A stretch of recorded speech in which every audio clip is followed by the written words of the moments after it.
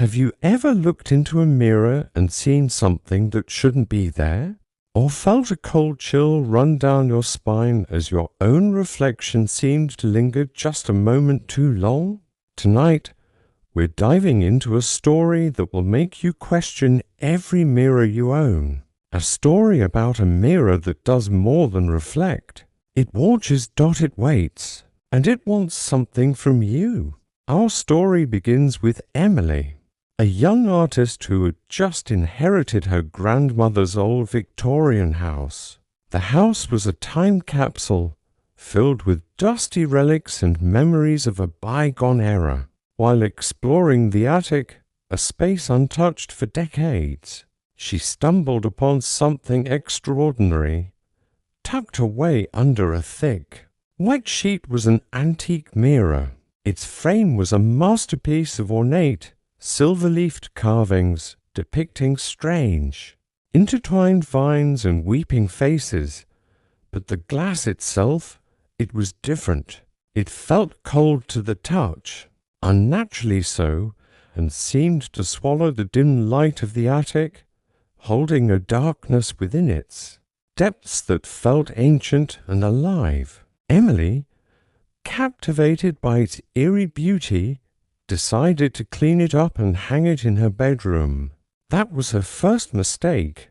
The first night, as she was getting ready for bed, she noticed something strange. She stood before the mirror, brushing her hair, and for a split second, her reflection's hand seemed to move a fraction slower than her own. She blinked, shaking her head, dismissing it as a trick of the light, a symptom of exhaustion from the long day of unpacking. But the feeling of being watched didn't go away. The next evening, it happened again. This time, as she turned away from the mirror, she caught a glimpse of her reflection out of the corner of her eye. It was still facing her, its head slightly tilted with a faint, unsettling smile playing on its lips, a smile that Emily herself was not making. Her heart hammered against her ribs. She told herself it was just her imagination, her mind playing tricks on her in the unfamiliar. Creaky old house.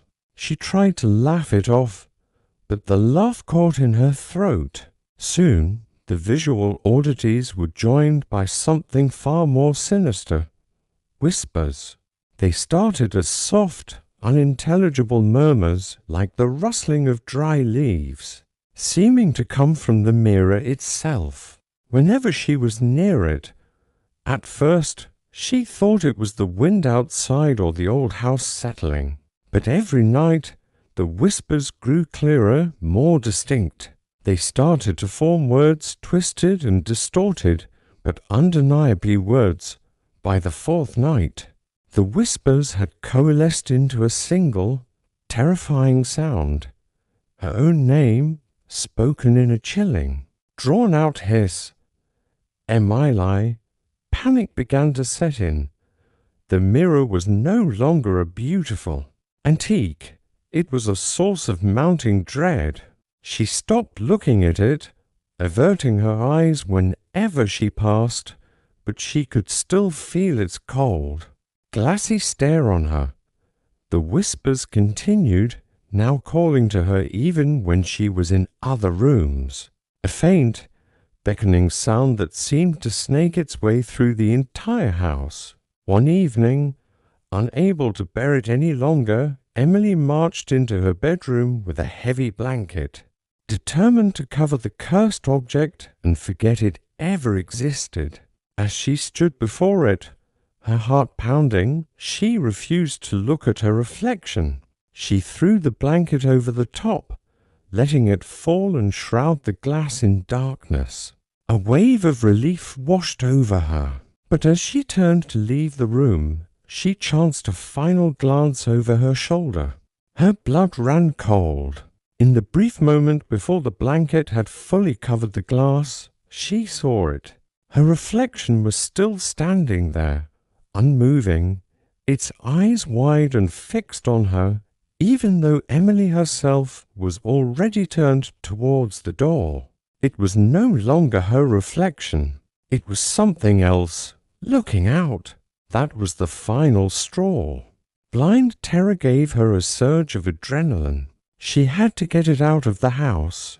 She tore the blanket off and tried to lift the heavy mirror off the wall, but it wouldn't budge, feeling as if it were fused to the plaster.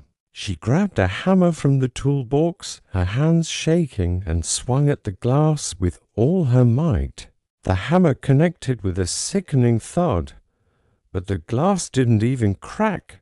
It just vibrated, letting out a low, resonant hum that vibrated through the floor and up her bones. She struck it again and again, screaming in frustration and fear, but the mirror remained pristine. Not a single scratch on its perfect, cold surface.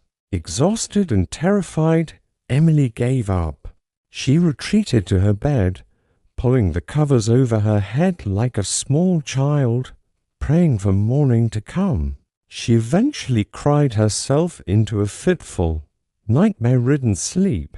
Sometime in the dead of night, a sudden, intense cold woke her. She opened her eyes and found herself standing, not lying in her bed. She was in her bedroom, facing the mirror. The whispers were gone, replaced by a deafening silence. She stared into the glass, her heart seizing in her chest.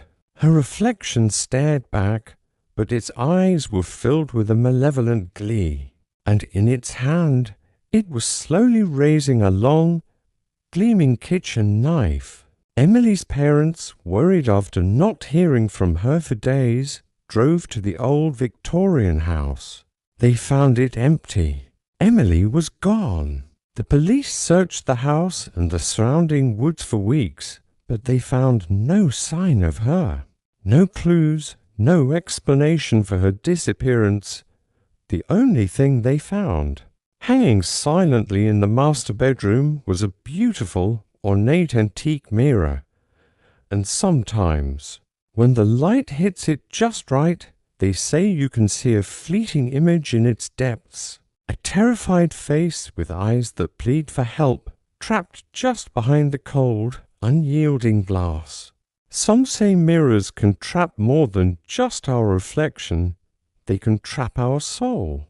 If you enjoyed this story, hit that subscribe button for more terrifying tales from the dark. And next time you pass a mirror, be careful. You never know who or what might be looking back.